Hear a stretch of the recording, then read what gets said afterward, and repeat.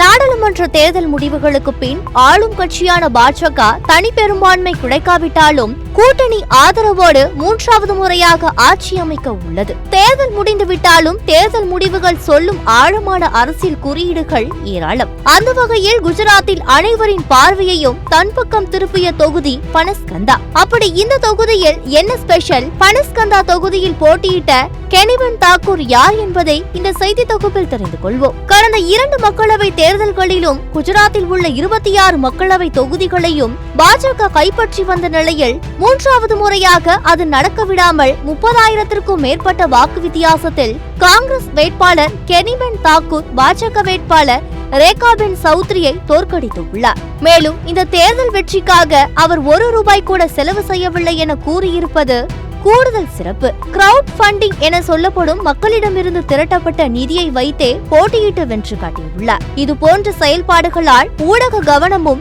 கெனிபன் மீது திரும்பியது. பனாசனி பெகன் கெனிபன், அதாவது பனஸ்கந்தாவின் சகோதரி கெனிபன் என்ற பிரச்சார முழக்கமே வெற்றியை சாத்தியமாக்கியது எனவும் கூறலாம். பிரச்சாரத்தின் போது பிரியங்கா காந்தியும் இந்த முழக்கத்தை முன்வைத்தார். வாக்காளர்கள் முதல் காங்கிரஸ் மேலிடம் வரை கெனிபன் மீது நம்பிக்கை வைக்க காரணம் 2022ஆம் ஆண்டு பாஜக 156 சட்டமன்ற தொகுதிகளை கைப்பற்றிய போது கெனிபன் தொடர்ந்து 2வது முறையாக எம்எல்ஏ ஆனார். பாலியல் வன்புணர்வில் குற்றம் சாட்டப்பட்டவர்களை பொதுவெளியில் எரிக்க வேண்டும், பாஜக தலைவர்களை கொல்ல வேண்டும் போன்ற சர்ச்சையான கருத்துக்களால் கெனிபன் விவாத தலைப்புகளில் இடம்பெற்றார். சமூக ஓட்டுகளை மட்டுமே குறிவைத்து பாஜக வேலை பார்த்த நிலையில் எளிய குடும்ப பின்புலனை கொண்ட கெனிபன் தாக்கூருக்கு அரசியல் விழிப்புணர்வு மற்றும் களப்பணி மட்டுமே வெற்றியை தேடி தந்துள்ளதாக கூறும் காங்கிரஸ் தரப்பு, ஜனநாயகத்தின் நம்பிக்கையாக கெனிபன் தாக்கூரின் வெற்றி அமைந்துள்ளதாக கருத்து தெரிவித்துள்ளனர். தனது காட்டமான உரைகளாலும்